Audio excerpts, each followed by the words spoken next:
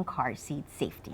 Yeah, very important. Did you know that half of all child car seats on the road today are not installed correctly? That's why also today we're joined by our traffic safety specialist, Stephanie Carvajal Atilano, and we're going to start by talking about different stages, because you know you have to make sure that you have the right seat.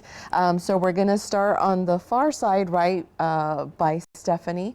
And of course, a reminder that Texas law requires all children younger than 8 years old, unless taller than 4'9", are required to be in that appropriate child safety seat system whenever they're in a vehicle. So stage 1 is going to be the rear facing stage. That's the first seat that you see here, and so typically that seat, you see we brought our TxDOT children. Yes, and so we have 3 different car seat sizes, as you can see here on your screen. So the baby, your infant, right, coming home from the hospital is going to be in that rear facing stage 1. Now this is a convertible seat. It's going to last you a little bit longer. A lot of times what parents opt for is more convenience. So it's the carrier type, right? And then they are typically rear facing until they're 2 years old, or they've met that height and weight requirement. Then they're going to go into this second stage, again, 2 years old, usually rear facing, and then they'll start facing forward, always in the back seat. And then they'll transition into this booster seat. So you always want to make sure all children are different, different heights, different weights. Not all children grow the same, and so it's very important to have that right appropriate seat for them in your vehicle. And important not only for parents but also caregivers, right? So aunts, uncles, grandparents, if you're babysitting, very important to have those appropriate seats in your vehicle. So what are the ages for the booster? Yeah, so it depends on their height and their weight, right? So your child might be in a booster seat, you know, before mine, for example, right? It all depends on their height and their weight. Each of these seats will have the attached requirements for them, but the last stage is the booster, and then they'll go into seat belts. Okay, and then seat belts, how old are children? The same thing, as long as they exceed the height and weight. So a good test to check to see if your child is ready to be in an actual seat is when their butt can touch at the back of the seat and their feet are flat on the floor. Just like me and you would sit, that's how we want our children to sit. And that's how you know when they're ready to go from the booster seat and graduate into an actual seat. Okay.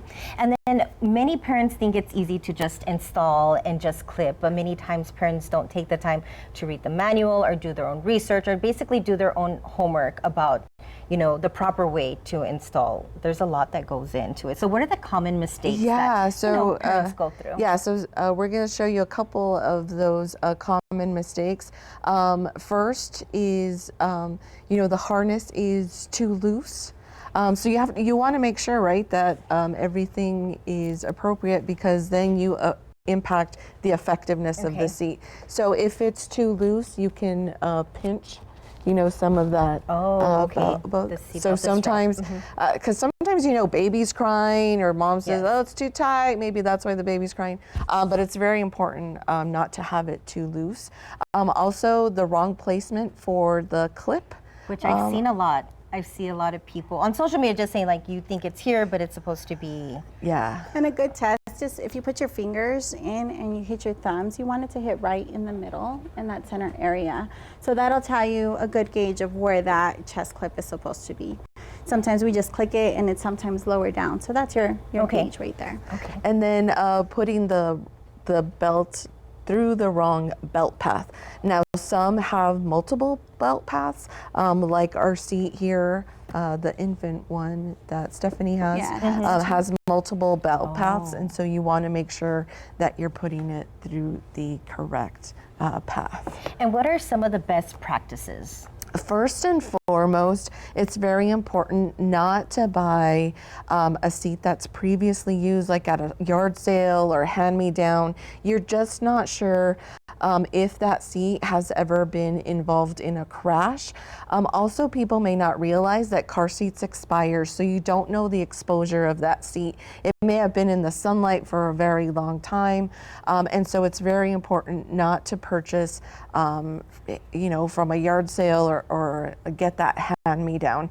You also, that's also important for warranty, right? You also want to check for recalls and make sure that you register that car seat so that you're notified of those. Okay. Also, after market products could affect the effectiveness of the seat. What we're talking about is sometimes we see people that have like the padding that doesn't come with the seat. Yes. So these are additional things that don't come with the original seat. That could be padding, that could be a mirror. Sometimes if the baby's rear facing, mom says, oh, I can't see the baby, I want to see the baby, right?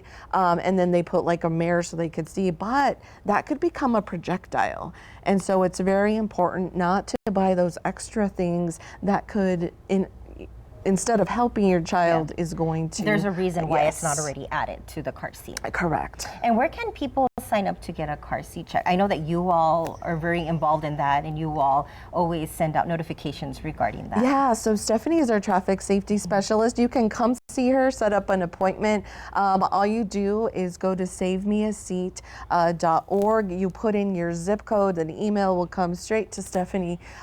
She'll contact you and see when you're available to come and get some time, some one-on-one time. She will teach you how to install it, make sure that you know how to do it, and guide you. Also, we want to remind parents, we're like, you're gonna wear that so we can remember to talk about it. You don't want to leave your child behind. Right now we're seeing some really hot temperatures, but at any temperature, it's really important. And if you need a reminder, so this is a reminder, right? So you're wearing it. If you get to work and you're still wearing that, guess what? You forgot baby in the car seat. So something like this you can clip in, and that'll remind you. And where can someone get something like that? So those products are available online, but also it could be like your cell phone, your purse, something that you're gonna need, and you're gonna be like, oh, wait a second. So it's very important, sometimes and you say it's never gonna happen to you, but sometimes if there's a change in your routine, you have too much on your mind, it's just better to be safe than sorry. And we remind parents that even if it's shaded outside, it can get hot very quickly, and a child's temperature is very different. So not even for a second, don't even think about leaving your child in the car. I'm gonna go inside the house real quick to go grab something, or go to the store, just never. Yes. Yeah, and is there anything else that you all would like to add? Just a quick reminder, if somebody is normally not taking care of your child, like you have an additional caregiver or grandparent that doesn't normally take them to daycare or something like that, those reminders are really good for them too. So say, hey, just put your cell phone back here, put your purse or your wallet so that they can remember. Yes, okay. Well, thank you. Lauren and Stephanie, for joining us in today's community conversation. That information, you can go ahead and find this information on our website, KFOX14TV.com. Now we want to send things over to our forecast